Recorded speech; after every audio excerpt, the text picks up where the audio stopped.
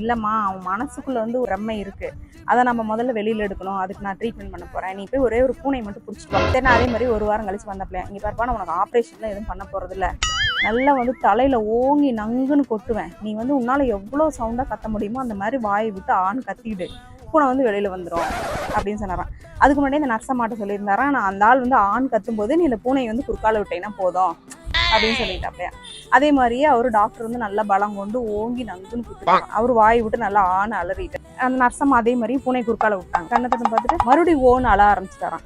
என்னப்பா இப்படி திரும்ப பூனை தான் வந்துருச்சுல, எதுக்கு அழுகுற அப்படின்னு கேட்டா, இல்ல டாக்டர், நான் வயிற்றுக்குள்ள முழுங்கும் போது வெள்ளை பூனையா இருந்துச்சு, இப்ப கருப்பு பூனையா வந்திருக்கு, உள்ள போய் எல்லாம் குட்டி போட்டு மறுபடியும் கருப்பு பூனை மட்டும் தான் வெளியில வந்திருக்கு அப்படின்னு. இந்த மாதிரி ஆளுங்களை ஒண்ணுமே பண்ண முடியாது இல்லைங்களா. நாம வந்து ஒரு மாதிரி சின்ன சின்ன பிரச்சனைகளையும் போட்டு மனசுக்குள்ள அழுத்திட்டே இருந்தோம்னா வந்து நம்ம மனசுக்குள்ள அப்படியே அந்த அழுக்கு வந்து இருந்துகிட்டே தான் இருக்கும். மனசை நம்ம வந்து எளிமையாக வச்சுட்டோம்னா நம்ம வாழ்க்கை வந்து சந்தோஷமா இருக்கும்.